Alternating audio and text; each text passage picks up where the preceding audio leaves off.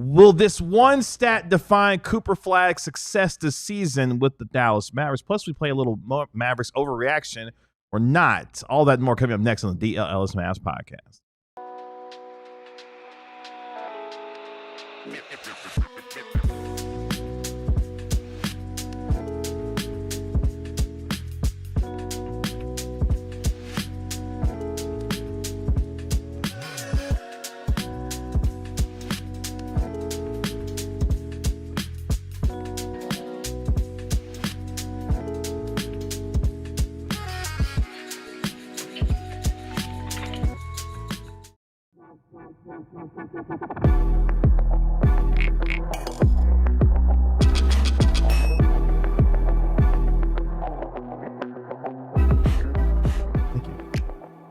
Hey, what's up, DLLS Mavs Nation? It's your man, Kevin Gray, alongside Mavericks beat writer Tim Cato and a very happy Bobby Crella. We, of course, are DLLS Mavs, your favorite guys, cover your favorite team. Just 1 week away from our 1-year anniversary here at DLLS Sports. Appreciate you hanging out with us here on this terrific Tuesday.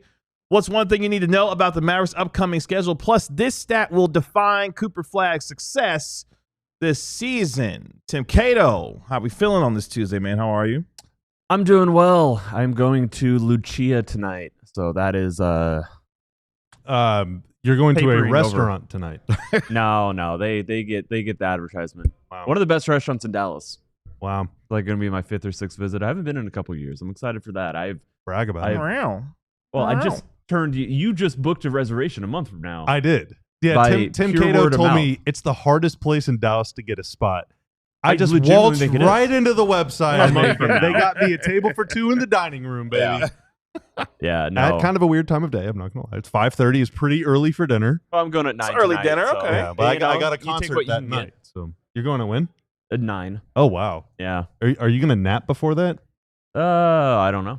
Are you going to fast before that, or are you going to eat a little snack? I'll probably not eat from now. I had some breakfast. Had a hearty breakfast. I just had a snack upstairs, and I think that will do it till the evening. Nice. Maybe a small snack. I don't know. We got Prophet TBD. hanging out with us today here on the show with our guy Tanner getting the much-deserved day off. Tanner will be back with us tomorrow, as well as our national NBA insider, Mark Stein, is going to be back with us on Wednesday and Thursday. A lot to chit-chat with him about coming up tomorrow, so make your note on your calendar there. Mark Stein will be back with us tomorrow. Well, let's get started with today's show here, as we are a month and a half away or so from Media Day for your Dallas Mavericks, which will be on September 29th. Then they'll open up training camp in Vancouver, British Columbia, Canada, September 30th through October 4th as they get ready for the preseason. October 15th, they're going to be taking on Luka Doncic and the Los Angeles Lakers in T-Mobile Arena in Las Vegas. So as we start to look forward toward not only the preseason Media Day coming up here not too long in the distant future, what's some things that we need to know about the first week of the Dallas Mavericks schedule as we look at what was going to be their longest homestand of the season to kick off the year? 5 straight games at the American Airlines Center, Bobby Crella. What do we need to know about the first week of the Mavericks schedule? Is that a leading question? I'm just joking. What? I let What? it. Are we doing the start segment right now, or are we doing that in the next segment? We're doing that right now. Oh my God! All right, sorry. I thought that we were doing that in the next segment. No, it's all right. So you got to get off to a good start. It's time for me to dial it in, baby. We can do the other segment if you want. No, it's fine. I thought we were doing this in the second segment. I've been doing a lot of. We have a staff meeting coming up in a few hours, and we also just added a new employee. I've been running around a lot today. A lot going on. You got to get off to a good start. So Mavs have 5 of their first 5 games at home, 13 of their first 18 games at home. Their first 10 games are based on last year's records and this year's kind of projections that we have for these teams. A relatively friendly stretch of schedule.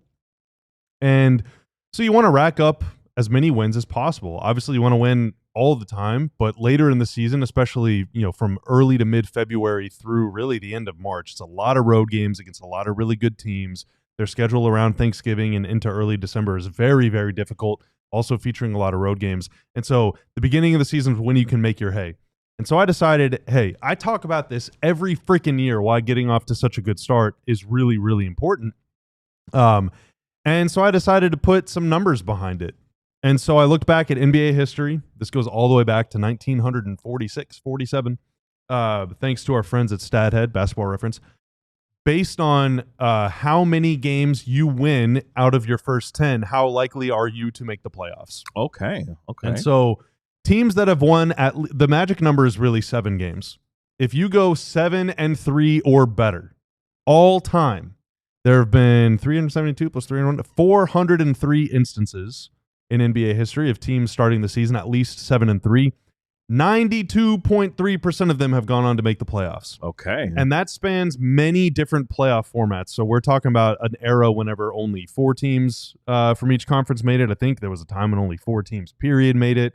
Now, obviously, 10 teams make it, but making the play-in does not count.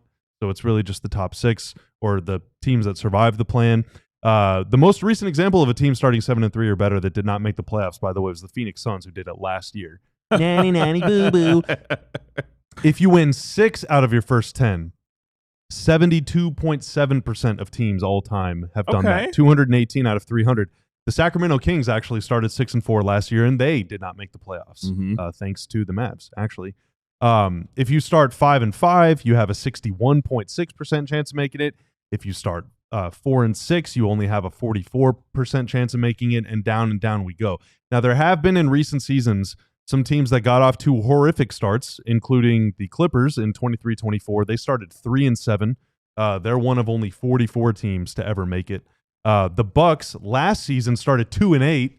They're one of only 19 teams to ever make the playoffs, starting 2-8. Wow. And then the Pelicans in 21-22, they started 1-9, and they rallied all the way back to make the playoffs. They're one of only 5 teams ever to make the playoffs that started 1-9. And then only one team ever has started 0-10 and gone on to make the playoffs. That was the Suns back in 1991-92. So it really, it's much like it's a first quarter league. The team that's ahead at the end of the first quarter wins like 70% of games, even still with all the comebacks we have. It is a first 10 games league. If you get off to a good start, you're making the playoffs. If you don't, you're probably not. What if a team started 0-4? Would they ever make the playoffs or win 67 games? I wouldn't know because they canceled the playoffs that year. Okay. Famously. Yeah, but theoretically still qualified. One it. could, yeah. What so what that season Mavs are you team, talking about? I don't know what you're talking about. The 06-07 Mavs started 0-4, but they actually okay, so that's an answer to my question. They actually started 6-4. Right. Got it. There you go. Yeah. Mavs last final run started 8-2. Got off to a great start. Of course, their first 5 games this year at the American Airlines Center versus San Antonio, the Washington Wizards, the Toronto Raptors, the Oklahoma City Thunder, and the Indiana Pacers. We'll touch on them a little bit later on in our show. And then they go to Mexico City when they take on the Detroit Pistons. So you go through those first 6 games, and then the next 4 include at Houston versus New Orleans, and then on the road against Memphis and Washington as your first 10 games. So you get the Washington Wizards twice in your first 10 games if you're the Dallas Mavericks. So an opportunity to be able to get yourself off to that kind of start that you're needing to if you're Dallas. And maybe.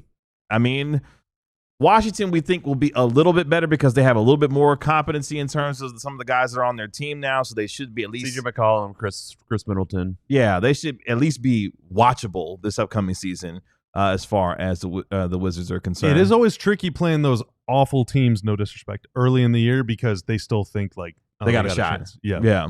And then, of course, you open up the season against the San Antonio Spurs, which in Dallas, it doesn't get much better than that with Victor Wembanyama. Of course, Dylan Harper, the number 2 overall pick. We just watched a movie about Wemby, didn't we?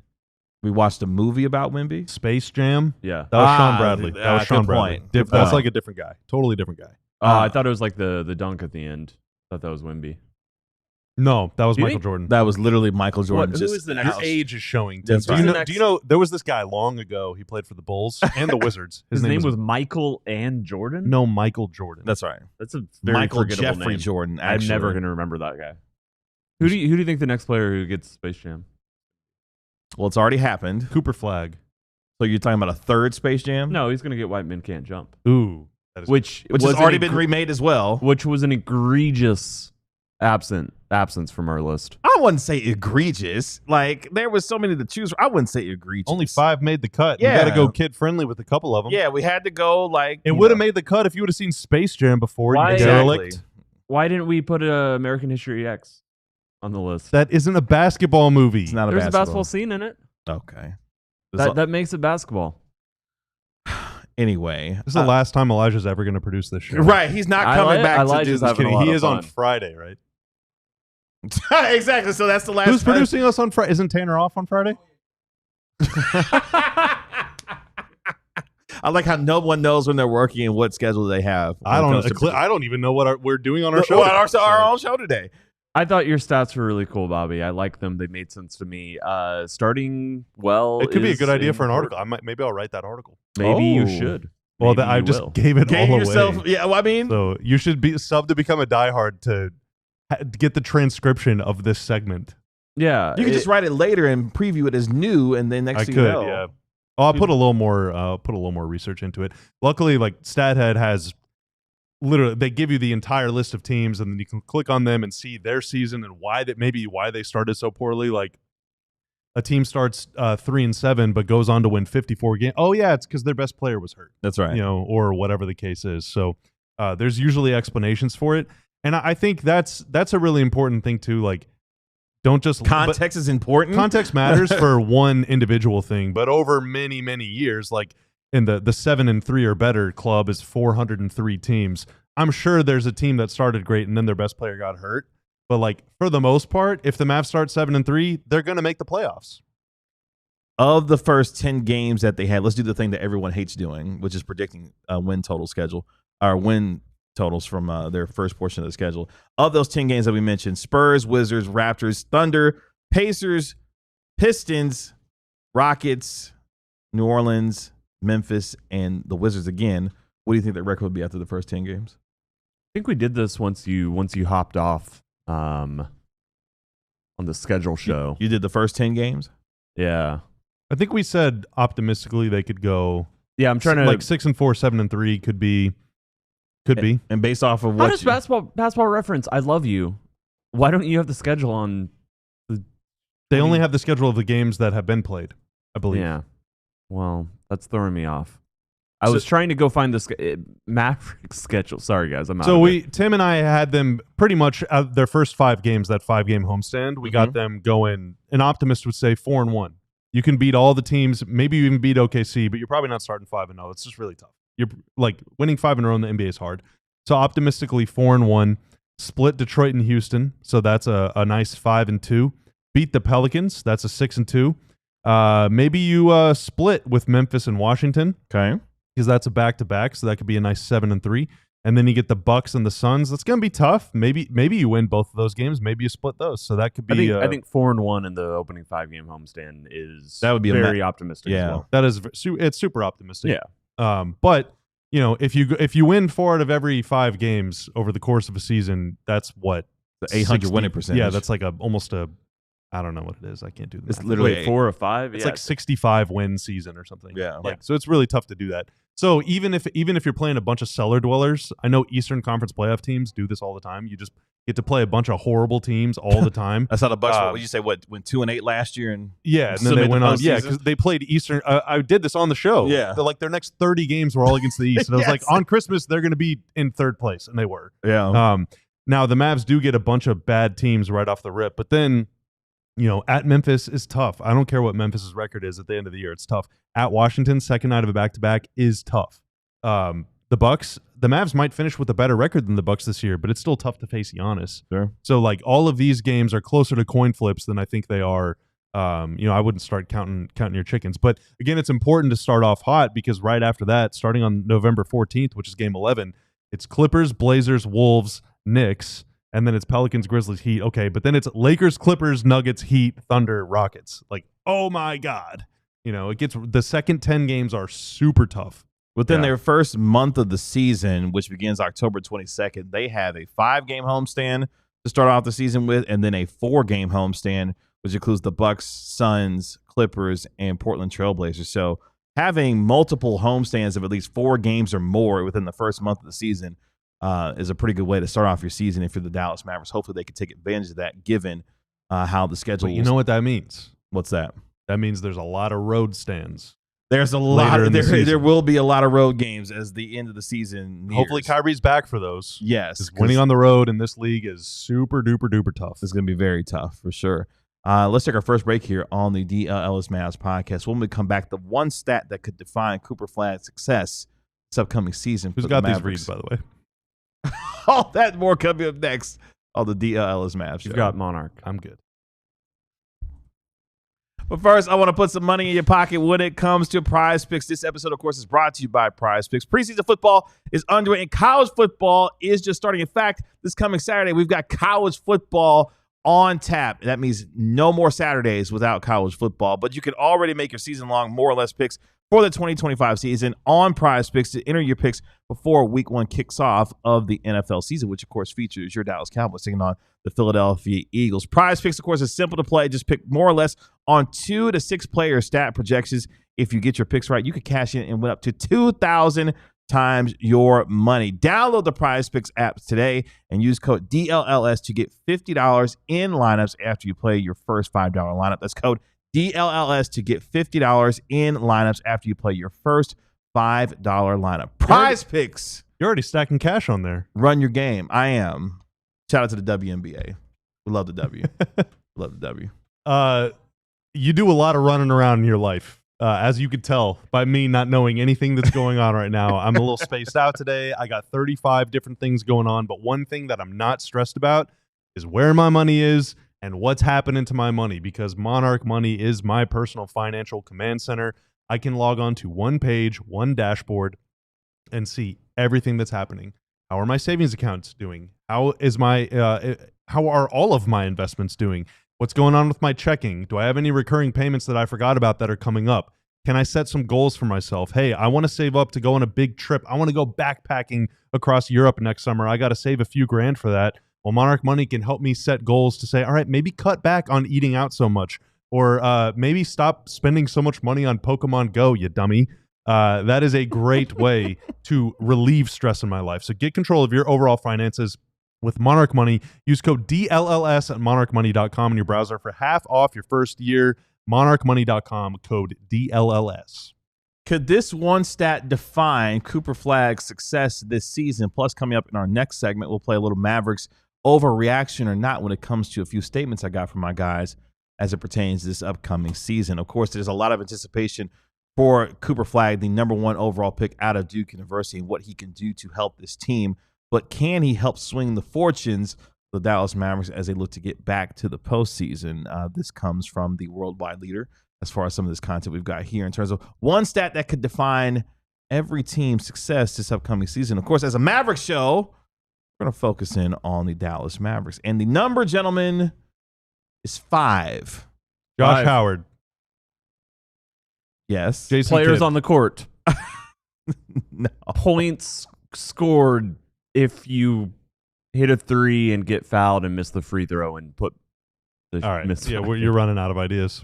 For the Mavericks to seize on their competitive window before 33-year-old Kyrie Irving and 32-year-old Anthony Davis reach their mid-30s, they'll primarily need Irving to recover from, of course, his left ACL surgery this season. Only slightly secondary, though, is a need for #1 pick Cooper Flagg at the tender age of 18 years old on opening night to be an immediate high-impact contributor. Flagg, of course, is one of the best NBA prospects in decades, so he certainly has the potential. But it's a tall order for any player with his age and experience to contribute to winning basketball, no matter his talent. Check this out. The number is 5. Only 5 teenagers have ever been regular starters on the perimeter for a team that made the playoffs, according to StatHead. Those players are Jason Tatum, Luol Deng, shout out to him, Carmelo Anthony, Tony Parker, and Stephon Starberry Marbury, of course.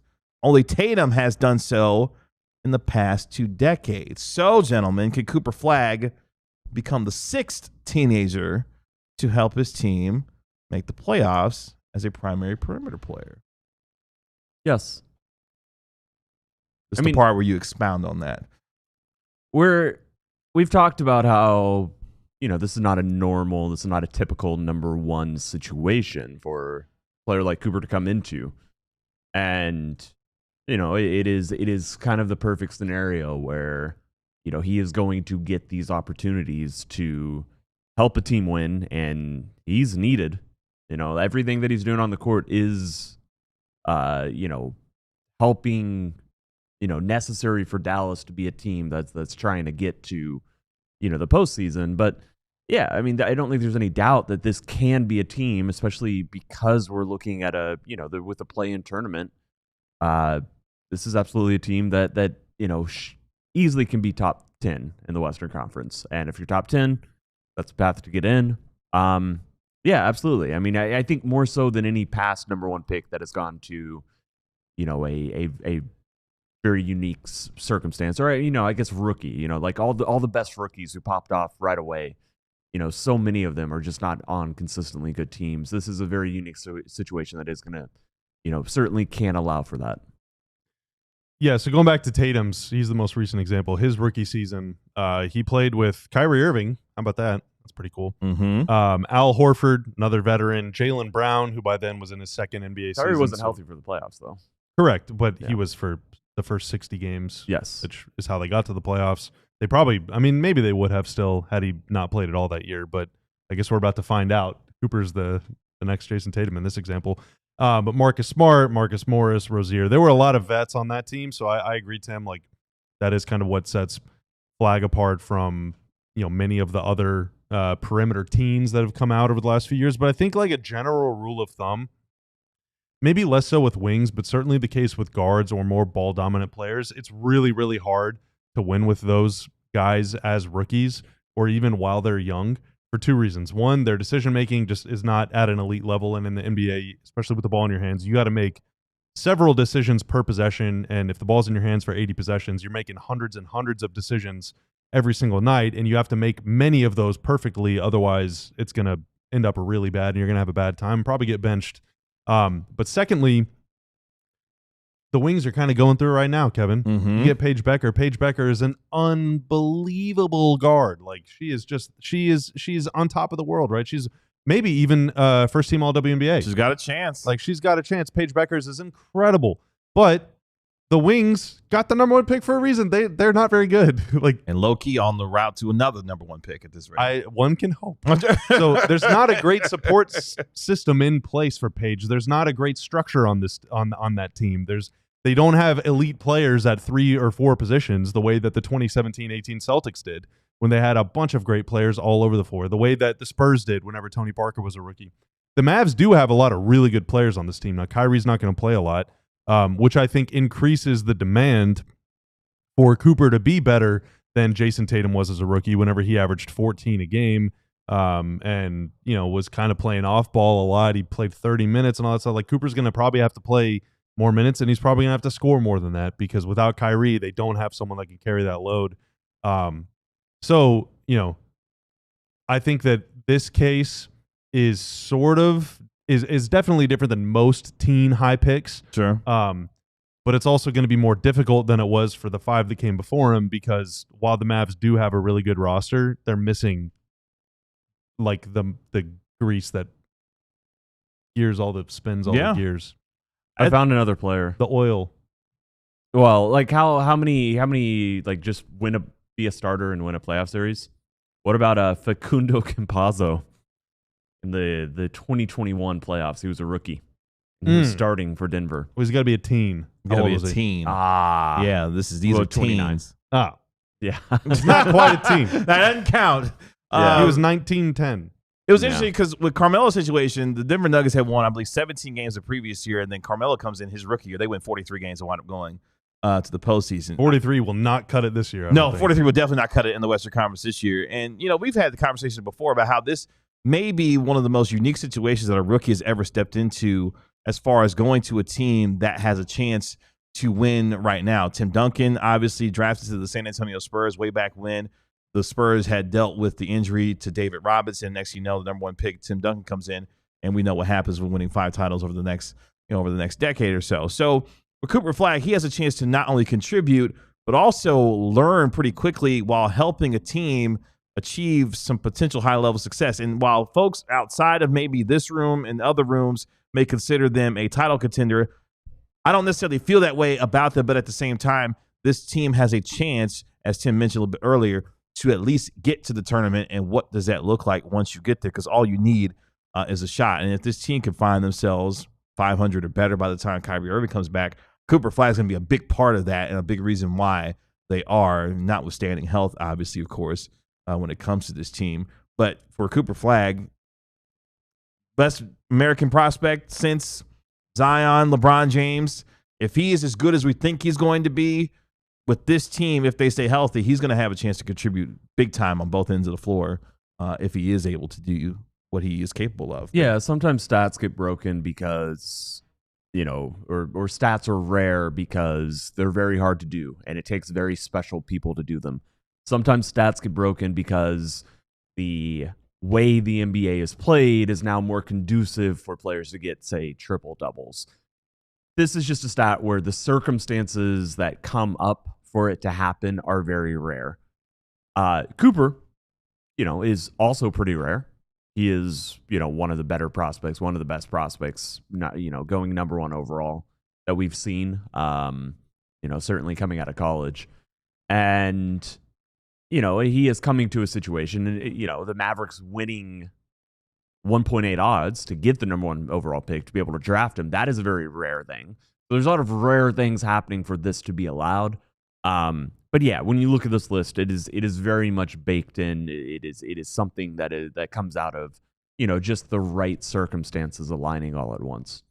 That's why it's possible. Yeah, I'm sorry. Putting the shoulders, the offense on the shoulders of an 18-year-old potentially as a guy that may be playing some point guard or a lot of point guard, depending on how this team decides to do it, is a lot to ask for someone to not only come in, learn as a rookie, but also be the kind of facilitator and playmaker in the absence of one of the best in the NBA to do it. So how he adapts, how mature he's able to have his game go as the season goes on will be something that I think we all will be watching, because if he's going to have that kind of offensive load on his shoulders, he's going to be asked to do a lot night in and night out. And, oh, by the way, you're learning to play with Anthony Davis, with Derek Lively, and others on this team. It's a lot of weight on the young man from Duke, as Jason Kidd would like to say. And I think that's one of the most exciting things, is seeing if he can handle all of it. And if he can, Mavericks might be in a pretty good spot by the time we get to Kyrie Irving's return. Yeah, this is a lot to ask. It's a lot to ask. Tatum's rookie year it's almost 10 years ago now at this point, which is that's mind-boggling to think about. Yeah, he took 10 shots a game that year. Like he was basically a role player, which is not a knock, like obviously. But like Jason Tatum, until he became Jason Tatum, which he did mostly, like I would say probably like his third year. Second year was really good, but you had a great prospect playing a role player role, which I think if Kyrie was healthy and if AD's healthy and if all the Mavs are available, he might Flagg be is kind of playing a role player role, which is awesome, because then you can just empty the tank on defense, take open shots on offense, and then do some stuff maybe against the backups. Otherwise, you're just taking it easy, running the floor, focus on the simple stuff, and think about dominating that, and then expand your game as time goes on. The situation he's in now, though, is that he's going to have to do probably more than just role player stuff from the opening tip. Yeah. What would you guys think if Cooper's rookie season, he averages 14 points, 5 rebounds, an assist and a half, a steal, almost a block? That would feel kind of low for me. Yeah, just 14 points, 5 rebounds, an assist and a half. I think one and a half assists. That was less Jason than a block Tatum's. Was Jason Tatum's rookie year. Yeah. Would you feel better if he averaged 16 points on 6 rebounds and 2 assists? If he goes 16, that was Jason Tatum's second season. Yeah. And Kyrie was he did that on there for that one, but I think he missed part of the year. Can't remember. Yeah. 18-19, that was his last year with Boston. But what if he did that on 55% true shooting? That's not very good. Yeah, 55% is not very good. Yeah, that's quite a bit below league average. They were going to say EFG and be like, all right, cool. Yeah, no. Sign me up. No, that was Jason Tatum's true shooting his second year, when he did have to step up, take on a bigger role. Tougher shots. Took tougher shots, ended up shooting 13 times a game, and like I said, averaged 16 points. but it came at expense of he was just missing sometimes. Like this in 55. It's not horrific. It is just below average. It is something that Jason Tatum as he grew in. But that's okay. I mean, because again, like you're trying to build a team with an elite defense. Mm-hmm. You presume in Cooper's second season. Well, we don't know this to be true, but you presume it's still going to be Kyrie. It's still going to be AD. PJ, you're still going to have the bigs. Like they could obviously make moves before then or whatever. But like there will still be that great system or great supporting cast in place. Which would great cast of characters. He would be part of the supporting cast probably for the next couple of years. But to where you have a little more leeway for him to kind of mess around, and figure out the extent of his powers. And theoretically, the efficiency would be better around better players as well, you would hope. Real quick, I wanted to mention this comment because I think it's all roll. Yeah. Sorry, go ahead though. Mavs Moneyball 41, I thought had a really good comment. Mason. Mason, I'm sorry, I just said Mavs Moneyball, didn't I? The most fascinating. Yeah, we hate Mavs Moneyball. The most fascinating thing about Flagg is that he is not your prototypical number one pick. His best quality might be that he is the ultimate glue guy. For the Mavericks. Need stuff to glue together, though. That's why Kyrie's got to get healthy. Yeah. Kyrie is in both a shot maker, shot play finisher, shot creator, but also he greases all the wheels, man, because he can get places and he can do things in the open floor that not many other people that have ever played this game can do. Let's take our next break here on the DLLS Mavs podcast. When we come back, a little Mavs overreaction or not when it comes to the Mavs win total and this one for the Mavericks defense. All that and more coming up next. You should become a diehard because I told you to. And, I'm asking nicely. It's not the 36 anymore. It's not the 36 anymore. Oh. Well, maybe you shouldn't become a diehard. No, you should. Absolutely still become a diehard. You still should because it's still a great deal. Right. Less than a cup of coffee every month. For DLLS, it's a way to support us. It's a way to get access to premium written content. On all 4 sports that we cover, all 4 teams, all 4 Dallas teams. Who knows? Maybe one day we'll get some Wings written content up there. I know that there's some college teams. I know that there's a soccer team. Who knows? By this time next year, who knows what will be on that website? Yeah, it could be. It could be the meaning to life. It could be. It could be. Another way to find the meaning of life, or maybe perhaps the meaning of life, is events. Mm-hmm. And DLS is hosting a event. Bobby, is spearheading this diehard hangout. Something that you can snag a ticket for. You have to be a diehard. You have to be in the exclusive club. You have to have the physical diehard card. If you don't, we're tossing you out like a bunch of bouncers. Me and Tim and KG and Mark Stein. I don't know. Is Mark going to be there? Gotta have that. I hope Mark maybe not. I don't know if he's. I don't know. But you also get when you sign up to be a diehard, you get a T-shirt for free, and then you get 20% off every other T-shirt that you want to order. That's right. From that point on. So, you for example, you could get this nice flag captured shirt. You can get the one that I'm wearing.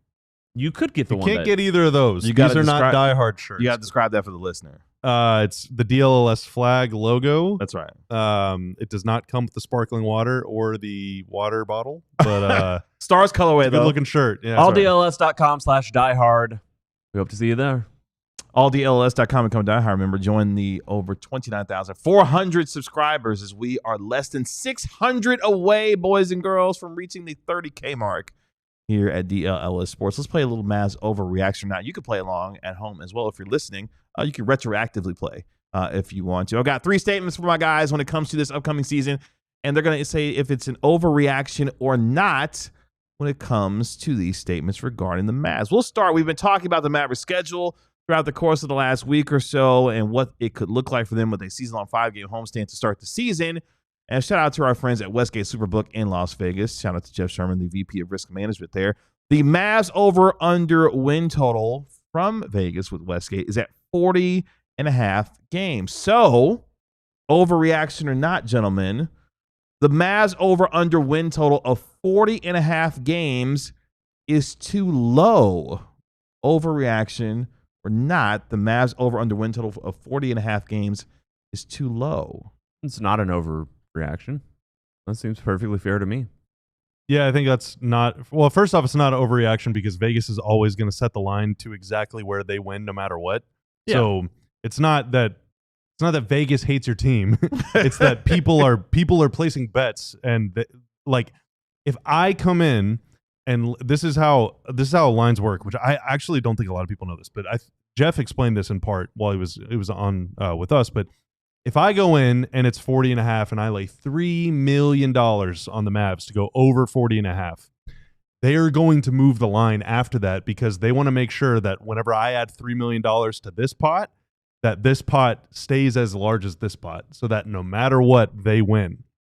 So for it to be 40.5 is the perfect reaction. It's neither over nor under because that means that they're going to win no matter what. Also, it's not overreaction because that is a higher line than most other books that I've seen. What are some of the other numbers you've seen? Just 39.5 is the one that I've seen most. What about frequently? 38.5? I don't think anything has been that low. What about 37.5? He literally okay. 40.5 is the highest I've seen. I will say that. No one has gone. I haven't seen anyone. No go one's higher gone than 41 or more. No. Yeah, I mean, people are setting the line at is Dallas going to be a 500 team? I think that's reasonable. They're going to miss Kyrie Irving for half the year. Yeah, if Kyrie was healthy, it would probably be closer to like 45, 46 and a half. And that's 100% agree. Yeah, and I think that is, like there have been people who said that we're being too negative about the team, that we're being pessimistic. Bobby specifically. No, it's true. No, all of us. No, I mean, Yeah, I'm 10 toes, baby. That's 100% true. I don't think they're going to have a great record this year. And there's nothing wrong with having optimism and believing that we're wrong and having your own belief about how Dallas is going to go. But as you laid out, Vegas has no reason. They are literally incentivized not to approach it with bias, to approach it with where is the team actually going to be? And I think now, yeah, because like you want to know how a book closes. Here's the thing about an over-under. Team too much. Yeah, you can bet over. You can believe that the Dallas Mavericks, and there are a bunch of Mavericks fans who look at the line and say easy over. I've seen a lot of that. That might be the case, but I'm just saying, like the line is set in a place that makes sense, and now like this is where the conversation. This is where Dallas is pegged, kind of in this 500 range, and it's going to be up to them to go win those overbettors money. The overarching question is then is 40.5 or 41 wins good enough to get you into the postseason? No, maybe top 10. Maybe. It would have been last year. It was last year. Yeah. They went 39 and 43. I mean, doesn't matter. if you're a 41-win team, you're probably not. I mean, you're definitely not doing anything in the playoffs. Yeah, even if you get Kyrie unless back. you're the 07 Warriors. Yeah, even if you get Kyrie back, I don't think that the play-in tournament is exactly really has you poised to go on a playoff run. Overreaction or not, statement number 2, gentlemen. With that being said, the Mavericks will be in the top 6 in the West when Kyrie Irving makes his return to the lineup. Overreaction or not, the Mavericks will be in the top 6 in the West when Kyrie Irving makes his return. What is that reaction to? Like, I think that's I disagree with that take. Yeah. So you think that's an overreaction? I think that's over optimistic. So yes, that's an overreaction. Well, I get yeah. My reaction is that is bad. That is wrong. I disagree with that. I'm underreacting to Bobby's reaction to this question. I think Bobby has about the right reaction. Yeah. And so I'm I evenly would reacting. sell that take is what I'm So again, Mavs buy or sell. that's an overreaction. Well, no, because it's a statement. So I'm not my reaction to the statement. If I overreacted to that statement, I'd be like, "Whoa, what are you talking about? That is so bad." But I'm just gonna react properly and say I'm selling. We played buy or sell yesterday, so got it. Well, time is a flat circle. Yeah, that reaction is my my breakout player of the year. That's wow. Okay. Yeah. That's my non-Cooper Flagg Mav. You're I'm most Cooper- excited about. yeah, most to prove is We need Mark Stein back so badly to just eat some innings for us. Like we're running out, folks. He might need to go help the Texas Rangers first before this that happens. segment has the most to prove. That's for sure. Oh wow, That was Jeez. an overreaction. Wow. All right. It's dunking on the segment. Okay. So you agree with Bobby overreaction then to that statement? that the Mavericks would be in the top 6 in the West? I feel like you're just doubling down on purpose. Y'all need the content, baby. Y'all need the content. That's what I'm here for. Do they? They're not asking for this either. No, we literally do a show every day. So, yes, they're asking for this. Okay, I guess they are. Thank Thank you, Mason and Danny and Mr. CLB. Maybe Anybody in the Marcel? chat right now is a hero. Thank you Bobby, for saying that. There you go. Yeah. There you go. How about Unless that? it's ironically, in which case, still, thank you for saying that. Yeah. No, we can move on. Statement number 3, mercifully then. Okay, how about this? Anthony Davis, Derek Lively II, and Daniel Gafford will each be in the top 10 in blocks per game this season. Overreaction or not, Anthony Davis, Derek Lively II, and Daniel Gafford will each be in the top 10 in blocks per game this season. Do you know last? We're looking Yes, at the same this thing. is part of the reason why I brought this I statement beat to you the to it. table. Okay. Oh, you use ESPN. Gross. Well, whatever. I Googled it. Sorry. I used basketball. I would Reference. prefer to use Basketball Reference. I didn't have it pulled up in time. My bad. Aw. I have 5 basketball reference tabs open right now. All right. Including 10th place last year would have been Facundo 1.4 blocks per game. Mm-hmm. Last season, Well, by raw numbers, Daniel Gafford and Anthony Davis were both top 10. but neither qualified, right? Lively and Gafford Lively didn't play enough games to AD qualify, yes. Well, this is not either? yeah. Anthony Davis had 210 or 110. Yeah, I don't Not think he 210, played enough 110. games. You got to play, 55 games, I think, to qualify, or 57. You got to play 2/3 of the games to qualify. So I think 54 or 55 games. And no Mavs did. So I guess if we Got to do play 58. 58, okay. So yeah, if we believe. do build in that they will play enough games, I think the Mavs will get 2 in there. I don't know if they'll get all 3 because that is a lot. But I think the 3 of them could combine to average somewhere around 5 to 6 blocks a game as a trio. And I hope they all play enough games to qualify. I would say that that's probably too optimistic, but they could have 3 in the top 15 to 20. Okay. Is that a cop out? Is that a fence sitter? It is, but I'll allow All right, it. how about this? I'll allow it. How about this? The Mavs are going to have 4 in the top 40. Who was the 4th one? Cooper Flagg. Oh, okay. Interesting. How about this? The Mavs are going to have 5 in the top 60. Throw So let's PJ expand that. Washington So in there. that means Cooper Flagg would need to average.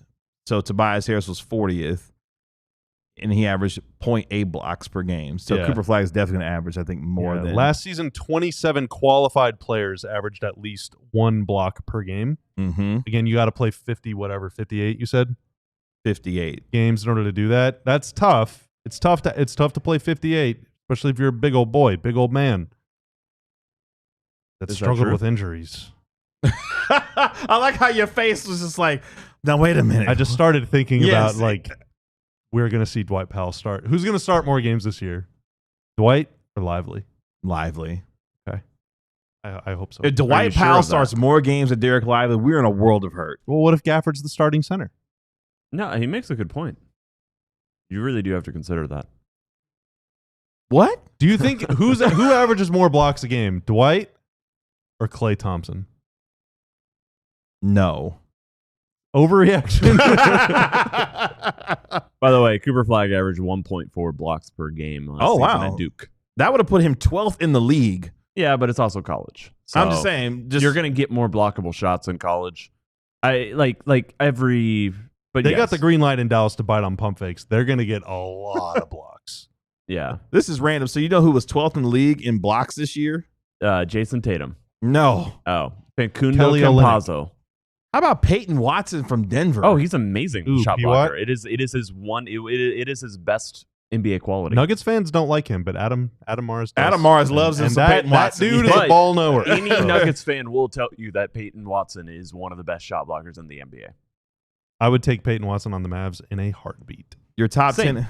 Your top 10 in blocks last year: Walker Kessler, Miles Turner, Brooke Lopez, Donovan Clingan. Very good. Evan Very good Mobley player. was number 5. Jaren Jackson number 6. Alex Sarr from the Wizards, he was number 7. Rudy Gobert was 8. Nick Claxton came in at 9. Isaiah Stewart was 10th in blocks Stewart. per game. Pretty much all of those guys, and there are some exceptions like Lopez and, but the younger guys on that list are all so mobile. Like Evan Mobley is switching out and guarding guys, stepping on the perimeter. Alex Sarr, I'm not sure he's quite to that level yet. Certainly Evan Mobley's level, but he projects as the kind of guy that can like be a game-breaking defensive player. But there are other guys that'll be on that list if they play. Like Wemby didn't make that list, for example. Right. He averaged, I think he led the league in total blocks last season. It was like 3.7 something. Yeah, but he only played like 12 games, Exactly. but he still led the league in blocks. Yeah. So there's a lot of competition. Goga Batadze was number 11. Guess who was number 14 on this list? Peyton Pritchard. No. Oh, Alex Sarr. I literally just named him a minute ago. Oh, Dwight. Amen Thompson was number 14. He averaged 1.3 blocks per game last year. likely thing for him to do. So that just gives you an idea. You think I'm too high on Amen Thompson? Amen Thompson's a demon, man. I'm telling you. I said a day will come when he might be the best player in the NBA, and that day might be approaching sooner than later. Okay, you think it's going to be tomorrow? No. Okay. If Amen Thompson develops any level of jump shot, like the league is in a world of trouble because he's a hyper athletic defender who can. Does he need to? Amen Thompson? Yeah. Does he need to develop a jump shot? Yeah. Yes. Absolutely. If the Rockets want to. I think it would behoove him. Yeah. No. You don't think so? What? Why do you need a jumper? That is an overreaction. Yeah, for sure. This is not an overreaction because we're going to take our last break here on the DLLS podcast. Overreact to these. Okay, be appropriate. Hey, it's ad break time here, and Tim, because you didn't want to. You didn't want to talk about the Discord in the last segment. I guess you talked about the event, which I was going to talk about, but instead, I'll tell you about the newsletter. The DLS newsletter is free to subscribe to, folks. You go to alldls.com, scroll down to the very bottom of the page, and you can sign up, or you can just click the link in the description below this video. I'm not sure if it goes in the show notes if you're listening on Spotify or iTunes. I sure hope it does. But alldlls.com/newsletter. You sign up. It was handled by your boy every day for about 3 to 4 weeks. More than that. It was like 2 or 3 months after Joe Hoyt left. It comes to your inbox Monday through Friday. But now we just hired someone, Ali Jawad. He's going to be on the DLS Cowboy Show. He joins us after interning with the Cowboys for a little bit. He did work for those dreaded New York Giants for a little bit too. And then most recently was with the Washington Mystics, but he's here now and he's going to be delivering fresh stuff to your inbox. Takes, news, synthesis, analysis, all sorts of stuff. Monday through Friday comes out every morning. So scroll down to the very bottom of the page or go to alldls.com/newsletter and sign up. In exchange for your email address, you will become infinitely smarter. Also, if you become a diehard, you get access to the Discord. You get a discount on merch and events like Tim said. You get your diehard card. There's so many things. That's if you want to give us money. But if you don't want to give us money, again, sign up for the newsletter or just sub to this channel right here. We're closing in on 30K. We're going to get there hopefully before our first birthday. And I think I still have like 20 seconds more before we get to the 2-minute mark. So now I'm just going to tell you about my day, folks. I was going to tell him about I think go to Vegas. Oh, all right. Oh. November. Well, you literally have like 10 seconds. The clock started a little late. Oh, November 15th through the 18th, DLS road trip, DLS Cowboys. Go with them. Go see the Raiders. alldls.com/events. That's right. Do that. Let's finish up on our show today here. What is your favorite television show? Think about that, and we'll get to that here in just a moment. What is your favorite restaurant in Bishop Arts? We're not doing that right now. We're not doing that. We're never doing that. We're not doing that right now. We're not doing free advertising. We'll get to that here in a second. There are a couple. Our takes are too valuable. Why would we advertise TV shows? They are a commodity. Tim, what's going on, man? No, they are. What's going on? If we advertise, if we start naming TV shows that are not paying us, that is free product placement for those TV shows. KG, take it away. Just hog the ball. No, how is it different to not say the name of a company or a restaurant, but it's okay to just talk about TV shows all the time? What do you mean? What are you talking about? How are those things different? TV shows are art. Restaurants is a place where you do commerce. Like, what do you mean? Like actual business. Favorite TV shows fine dining is just all time or currently. Asking your favorite TV show is like, what's your favorite food? Well, I don't know. I like pizza. I like chicken parm or whatever. Like that's oh my god, Big Chicken Parm is profiting from this free advertising. No, saying you like Mad Men is like saying you like spaghetti and meatballs. No, what you're saying is you love spaghetti AMC and catfish. No, you adore AMC. That's that you not, wish that their stocks went up. Precisely not what I'm saying. Are you just doing this on purpose today? He's just being contrarian. I don't know what I'm doing. You're doing that thing. It's clear you don't know what you're doing. You're doing that. What's in there? What is in there? Your favorite television shows all time or currently? Yes. I'll get to the reason why we got that as a question. That's my excuse. No, but there you're is not. some other news of the Advil, day. brother. You're on you're on acetaminophen or an aspirin-like product. All right. This is a lot happening today. Okay. Some NBA news to get to real quick. Shout out to our guy Mark Stein. He's going to be back with us tomorrow here on the DLLS Mavs podcast. He broke the news today that Rick Carlisle has received a contract extension with the Indiana Pacers. Of course, 4 years successfully in his return to Indiana, leading them to the NBA Finals this past season. He has now received a multi-year contract extension with the Indiana Pacers. So shout out to our guy Mark Stein breaking that news earlier this morning. Rick Carlisle, of course, 10th all-time in NBA playoff wins, leading the Pacers to the NBA Finals, where, of course, they lost in 7 games to the Oklahoma City Thunder. They've got an interesting season ahead of them without Tyrese Halliburton, of course, going to miss the year due to his torn Achilles. But congratulations to Rick Carlisle getting his multi-year extension done with the Indiana Pacers. Also, some retirement news in the league. John Wall has retired from the NBA, as broken by Sean Serrani of ESPN after 11 years. John Wall has decided it was enough for him. Pour one out. I mean, wow. When's the last time we played basketball? Last time John Wall played 22-23. That's right. It's been a little while. It's been a little while since John Wall. But if you make a fire video, buddy, you got to post it. Of course. That's true. Do you think he made it? No. Oh. I don't. So, question real quick. So, John Wall, 5-time NBA All-Star, All-NBA third team. You know where I'm going with this? All defensive second team, all NBA All-Rookie first team. No. I forgot he was a slam dunk contest champion at one point. Oh, add that one to the resume. Yeah, I completely forgot about that. And former SEC Player of the Year. So, no? It's a no. No shot. No? Do you want to say what we're saying no to? Yeah, so the listener can know. Well, he's not. No, he's not a Hall of Famer. He's not a Hall of Famer. Not a Hall of Famer? No. He's a good player, but his peak was short, and he unfortunately dealt with a lot of injuries. He did. And he was on a lot of bad teams for a long time. 12K points. That's not high enough for, that's not high. for a score for first guard. For him, I don't think he was ever a Team USA guy. Like, Right. No. The Basketball Hall of Fame is also about international and college and stuff. He was on a good Kentucky team, but they didn't win the title or whatever. No gold medals. You can go in the Dougie Hall of Fame. Who deserves to be in the Hall of Fame is Sean Marion. But I would agree with that, for sure. we're not ready to have that conversation. Yeah. We'll at some point down the road. But yeah, John Wall retiring after 11 seasons in the NBA. Bon voyage, John. Hey, if you're ever bored, want to chat, come on our show. Yeah. I mean, Sean Marion has 5K more points than John Wall and is not in the Hall of Fame. He should. I mean, Yes, it's not he just should about be. points, Tim, as you know. Yeah. He was a 4-time All-Star, but a 2-time All-NBA player. Mm-hmm. And an NBA champion, of course. Oh, he won a ring as well. Yeah, that's right. Yeah, he was that like a ring chasing thing? Damn. All right. Let's get to our favorite television shows of all time. Last night, for the first time in 22 years, Rich Eisen hosted SportsCenter. Of course, he works for the NFL Network. He's going to be doing his show daily on ESPN coming up here in a few weeks.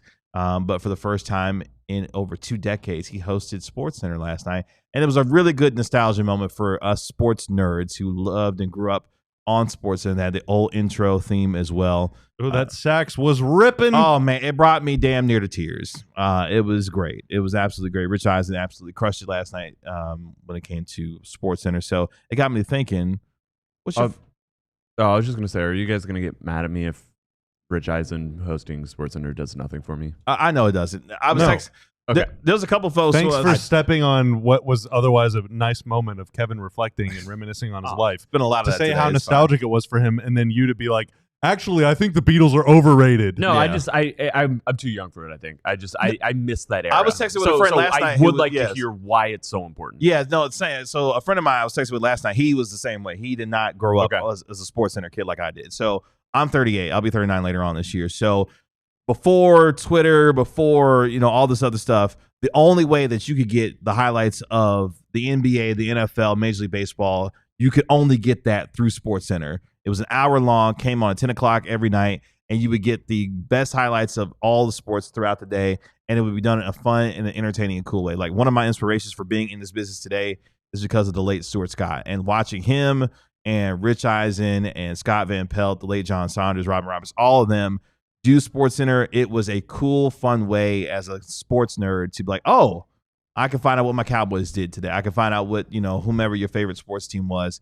And it was a fun, compact 1 hour, and it was timeless. I watched SportsCenter some growing up. Like that's not lost to me. I'm not that young, but I don't remember Rich Eisen. The Rich Eisen era? Yeah, I don't remember him as a staple of it. Like, what, early thousands? I love he was there for 7 years. Yeah, the late 90s, the early 2000s. That's right. Because he left to go to the NFL Network in 2003.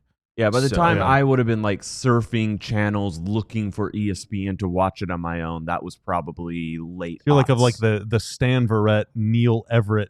Yeah, those names are a little bit more familiar. And they were with the company for and I over love 2 like the decades. sports, like the SportsCenter Susie commercials. Colbert. Yeah, I remember her. I remember her. She's still broadcasting, I think, right? Yeah, I think so. I hope so. I don't think so. Oh, well, definitely not with not. ESPN anymore. I don't she's think. all right. Man. Is she still with us? Exactly, Ardell. Keith Olbermann as well. Like those are the guys I grew up on. Keith Olbermann, Stuart Scott, Craig Kilborn. She is still with us. Kenny Mayne. That's good. It would have been sad if she wasn't. All of those folks I grew up with watching SportsCenter. So it was a really cool moment just to watch him host that SportsCenter last night, and the old school saxophone and intro was spectacular. So that got me to thinking, what's our favorite TV shows of all time? Doesn't have to be sports, but just some of your favorite shows that you grew up watching that you still enjoy and have a little nostalgia about, even though they're not on television. Yeah, the anymore. thing for me is like I'm not really into nostalgia that much, but I do play Pokemon all the time. Yeah. That was I guess that was just not a good joke. I'm sorry. Oh.